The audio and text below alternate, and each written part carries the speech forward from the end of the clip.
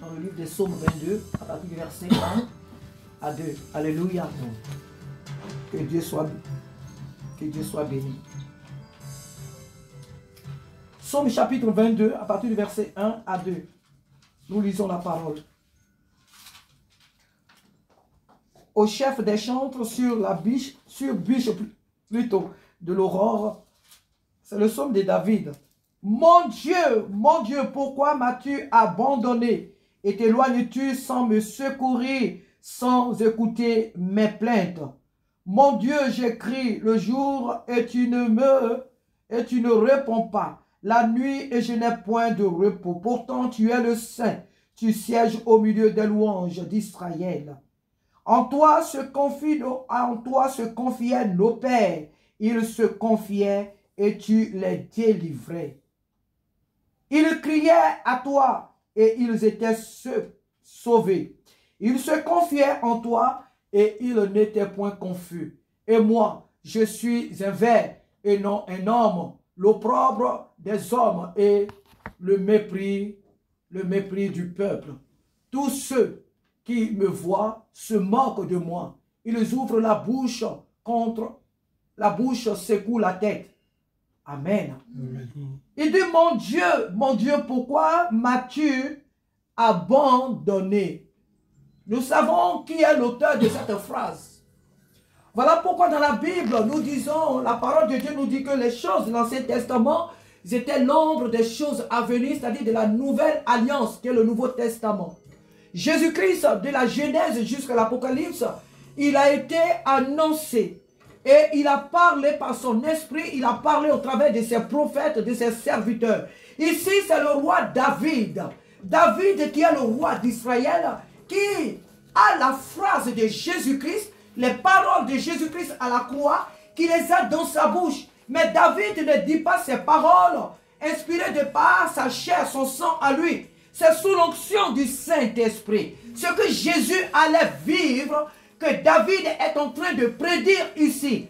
Par l'Esprit de Dieu, David nous révèle que Jésus-Christ sera abandonné à la croix. Que Jésus va ouvrir sa bouche, tellement que nos péchés sont pesants, tellement que nos péchés sont nombreux, tellement que nos péchés sont vilains, mais vraiment tout ce qu'on peut dire de mauvais sur notre cas, sur notre situation.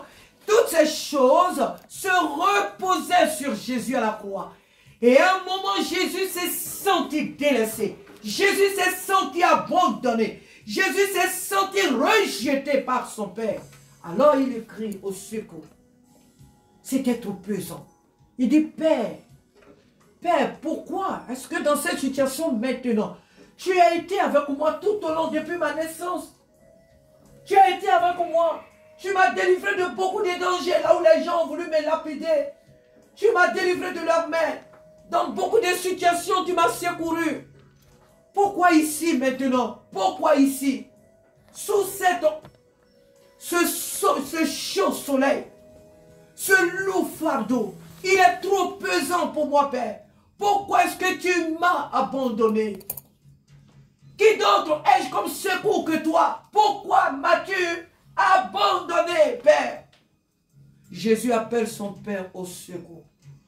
Jésus n'appelait pas les hommes qui étaient là autour de lui au secours, parce qu'il sait que ces hommes ne pouvaient pas porter ce péché, ne pouvaient pas porter ce poids. D'ailleurs, tous ceux qui étaient là, la plupart se moquaient de lui. Tu as dit que tu es le Fils de Dieu, mais sauve-toi toi-même. Où est-ce que tu es, puis on te met à la croix? Je suis Fils de Dieu, je suis Dieu, celui qui m'a vu a vu le Père. Tu as raconté toutes sortes de choses. Maintenant, te voilà sous la croix.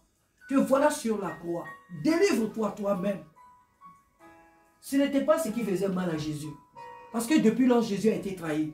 Donc, ce n'est pas l'idée des gens qui lui faisaient mal. Mais Jésus appelait son Père. Il dit, Père, pourquoi est-ce que tu m'as abandonné maintenant? Pourquoi est-ce que tu m'as abandonné? C'est maintenant que j'ai besoin de toi. C'est trop lourd pour moi. Le péché de l'humanité, ce n'était pas que le péché d'Israël. C'était toi et moi, nos péchés. C'était le péché de nos ancêtres, nous aujourd'hui et la génération future. Le péché de l'humanité était sur lui. Et Jésus crie, mon Dieu, pourquoi m'as-tu abandonné? frères et sœurs, c'est dans les souffrances que Jésus a été abandonné par son Père. C'est dans les difficultés que Jésus, le Père ne l'avait pas abandonné par mépris, par haine. C'est pas que le Père n'allait plus jamais le regarder, c'était pas ça.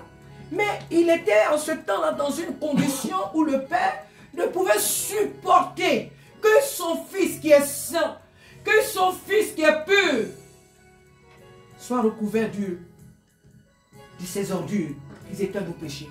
Dieu ne pouvant supporter cela, il a détourné un instant son regard de son Fils. À cause de toi, à cause de moi. Voilà pourquoi la Sainte Seine ne doit pas être prise à la légère. Il a porté nos péchés. Son corps a été meurtri pour nous. Voilà pourquoi le chrétien ne doit pas rester toute sa vie dans l'enfantillage, dans la légèreté. On ne t'appelle pas, tu ne pries pas. On ne te félicite pas, tu ne viens pas à l'église. On ne te rend pas visite, tu ne viens pas à l'église. Un frère t'a vu, il ne t'a pas salué peut-être. Moi, j'ai plusieurs fois vu ça. Des fois, tu montes dans le bus, tu crois que quelqu'un t'a vu, la personne ne t'a pas vu. Ou des fois même, c'est toi-même qui montes dans le bus, la personne que tu connais très bien, tu rentres dans le bus, tu ne la vois pas. La personne pense que tu as fait exprès, non, mais tu ne l'as pas vu. Alors tu montes dans un bus, et tata Sarah monte, elle te voit, elle ne t'a pas salué, tu crois qu'elle a fait exprès. Dis-moi, je ne viens pas à l'église parce qu'elle m'a vu, elle m'a piétiné. Et tu ne viens pas à l'église. Oubliant que ton salut, tu ne le dois pas à Sarah. Ton salut, celui qui est mort pour toi, celui qui a donné sa vie pour toi n'est pas Sarah. Sarah peut commettre des erreurs. Mais celui qui t'a sauvé ne commet pas d'erreur. Et lui, il est dans le bus avec toi. Il est en toi. Il ne t'a jamais abandonné, il ne t'abandonnera jamais. Où que tu te trouves, il sera toujours avec toi. Alors, tant qu'on ne met pas de braises sur notre dos comme une tortue, on ne marche pas. On veut que notre vie chrétienne on soit tout le temps portée par les autres. Si les autres ne sont pas là, nous on s'arrête. Si les autres ne nous envoient pas des encouragements, on s'arrête. Hé, ta vie chrétienne, ta vie chrétienne, c'est entre toi et ton Dieu. Elle est très personnelle. Ton intimité avec Dieu est très personnelle. C'est vrai, c'est une vie d'ensemble, une vie de communauté. Nous sommes là pour nous encourager. Mais ta relation avec Dieu, elle est personnelle. Ton intimité avec Dieu est personnelle. Tu dois accepter de grandir dans le Seigneur. Tu dois refuser d'être toujours un né dans le Seigneur. Tu dois refuser d'être toujours un bébé dans le Seigneur. Tu dois accepter de grandir, d'avoir une vie avec Dieu. Qu'est-ce que Dieu attend de moi? Ce matin, quand je méditais la Bible, j'ai lu dans les Épîtres, Jésus, pendant le jour, il a choisi ses 12 disciples. Pendant le jour, Jésus a choisi ses disciples et il a transformé leur vie et il leur a donné le nom des apôtres. Quand Jésus appelle quelqu'un, c'est pour le transformer. Quand Jésus appelle quelqu'un, c'est pour le faire grandir. C'est pour l'enlever de la situation où la personne était, pour l'amener à une autre situation, mais beaucoup plus meilleure. Beaucoup meilleure. Alléluia. Jésus nous a choisis pour être des grands, pas pour toujours rester bébés. La Bible dit que Jésus s'est senti délaissé un instant pour toi et pour moi. Nous ne sommes plus coupables. Cela ne veut pas dire que nous devons tout le temps nous culpabiliser, non.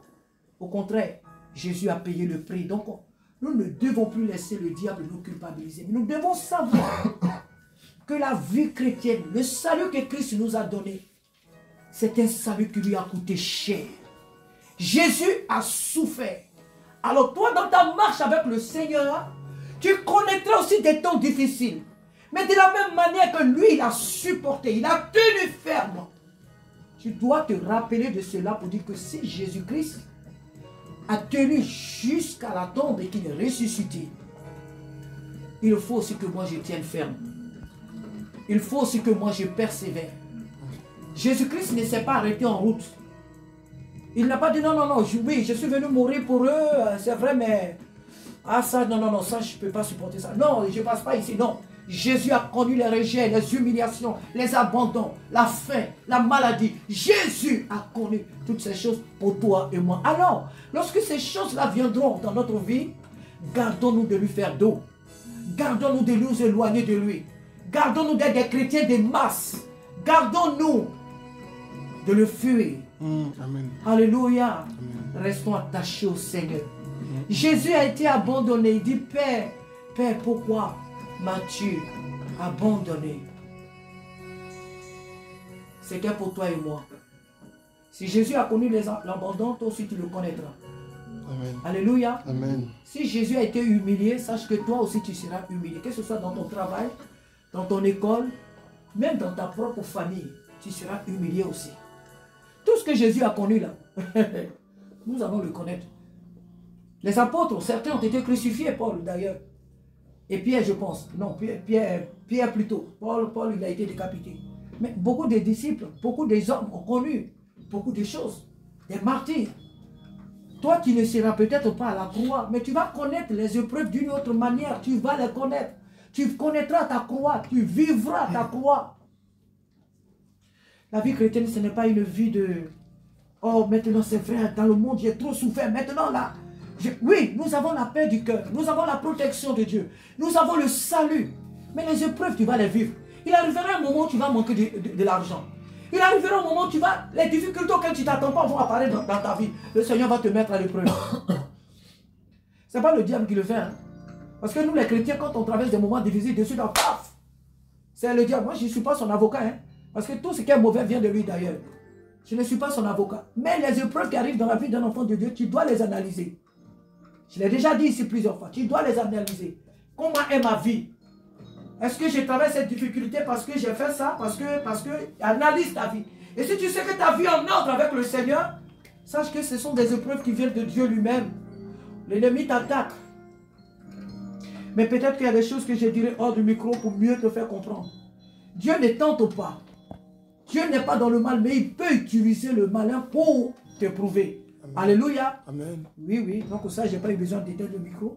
Dieu peut utiliser le malin pour te prouver. Amen. Et nous devons tenir ferme. Il y a des moments dans notre vie où ce temps-là peut paraître comme un moment où Dieu nous a abandonnés.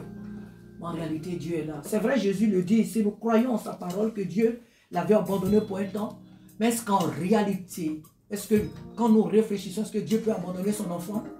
Il l'avait fait tout simplement parce qu'il était couvert de nos péchés. Mais Dieu n'abandonne jamais son enfant. Dieu n'abandonne jamais ses enfants. Amen. Et Jésus a porté tout ce poids pour nous libérer. Nous sommes sauvés. Jésus nous a sauvés. Jésus a ôté nos fardeaux. Jésus a ôté nos péchés. C'est pourquoi désormais, même si tu as fait quelque chose qui ne plaît pas à Dieu, que tu as fait de façon... je ne sais pas, imprudente ou inattendue, brusque, je ne sais quoi, et que tu as péché, demande pardon au Seigneur. Et une fois que tu as demandé pardon au Seigneur, ne laisse plus l'ennemi te culpabiliser. Ne demande pas pardon à Dieu pour un péché. Ne demande pas plusieurs fois pardon à Dieu pour un péché. Une fois que tu as demandé pardon, Dieu t'a pardonné. Mais n'oublie pas que le souvenir de ce péché, il y a quelqu'un qui va toujours te le ramener, c'est le diable. Il va toujours te ramener le souvenir de ce que tu as fait. Alors Dieu lui a arrière-toi de moi, parce que Jésus m'a déjà pardonné. Alors tes accusations, je n'en ai rien à faire. Arrière-toi de moi, va au port de l'enfer au nom de Jésus. Nous ne devons plus laisser l'ennemi nous couper sous le poids du passé. Alléluia. Que le nom du Seigneur soit béni. Cependant, ne faisons pas aussi les choses exprès. Pour dire que oui, je vais faire de toute façon, Dieu va me pardonner. Non, non, non, non, non, non, non. Ce n'est pas un jeu, parce que le péché, en réalité, c'est la vérité. Le salaire du péché, c'est la mort. Et quand tu fais les péchés exprès, regarde ta vie de prière, c'est plus pareil. C'est ça la mort. Vous savez, la mort spirituelle est beaucoup plus grave que la mort naturelle. La mort spirituelle, quand tu vis dans une situation, quand tu es un véritable enfant de Dieu, que tu pêches, tu es triste. Tu es triste en toi. Tu dis, mais qu'est-ce que je viens de faire? Mais pourquoi j'ai menti? Mais pourquoi j'ai commis ce temps? Tu es triste en toi, parce que l'Esprit de Dieu vit en toi. Un enfant de Dieu ne peut pas commettre le péché, puis oh, il est heureux, il saute. Non, non, non. Tu dois être triste parce que tu as commis une grave faute. Tu as piétiné la croix, tu as piétiné l'œuvre achevée de la croix. Donc tu ne peux pas être heureux quand tu commets le mal.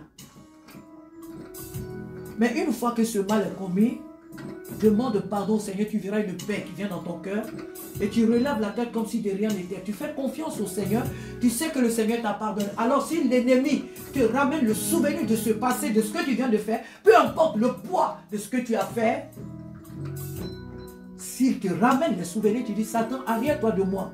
Parce que Jésus a déjà porté ce mal à Golgotha. Jésus a déjà payé pour moi à Golgotha. Alléluia. Que le nom du Seigneur soit ce matin béni. Nous allons nous lever, alléluia, et nous allons prendre cette table que l'Église aujourd'hui dans le monde entier, c'est cette table qui fait de nous le peuple de Dieu. C'est cette table qui fait de nous les fils et les filles de Dieu.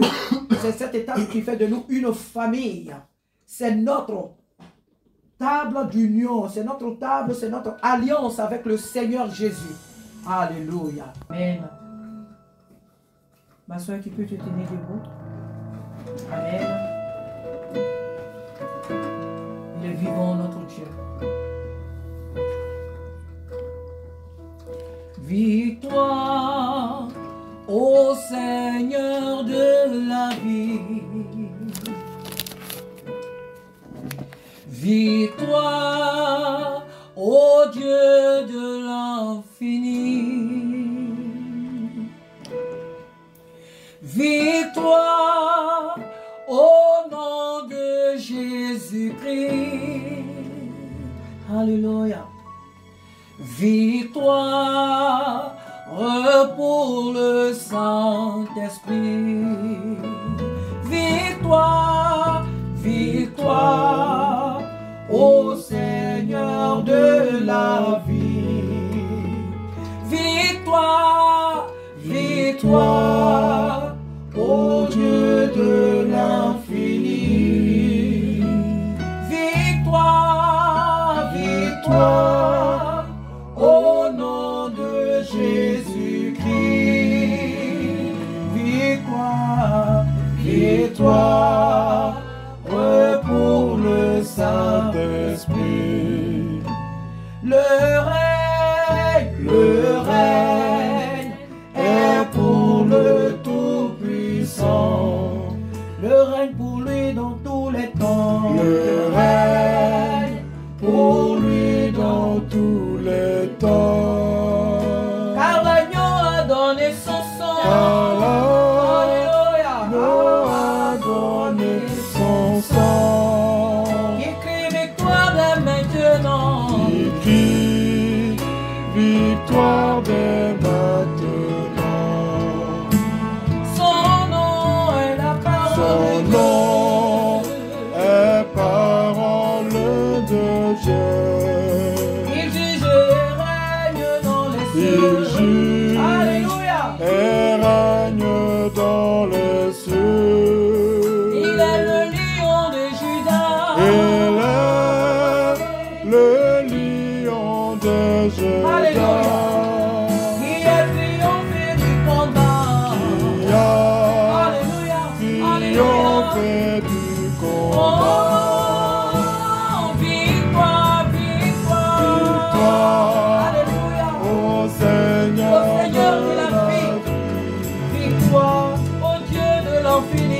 Victoire au Dieu de l'infini.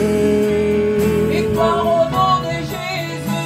Victoire au nom de Jésus-Christ. Victoire pour le Saint-Esprit. Victoire pour le Saint-Esprit. Nous disons que le règne pour le pour le Tout-Puissant. Le règne pour lui dans tous les temps. Le règne pour lui dans tous les temps. Car l'agneau a donné son sang. Car l'agneau a donné son sang. Il crie victoire dès maintenant. Alléluia. Victoire dès maintenant.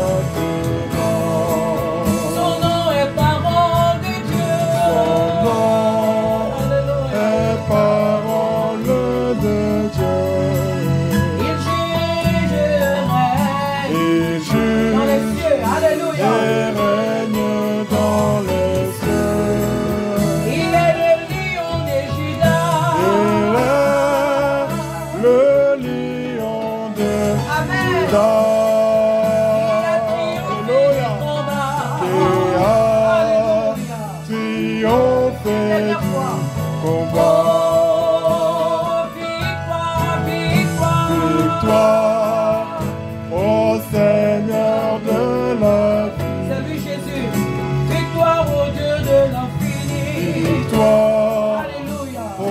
Dieu de l'infini. Victoire au nom de Jésus-Christ. Victoire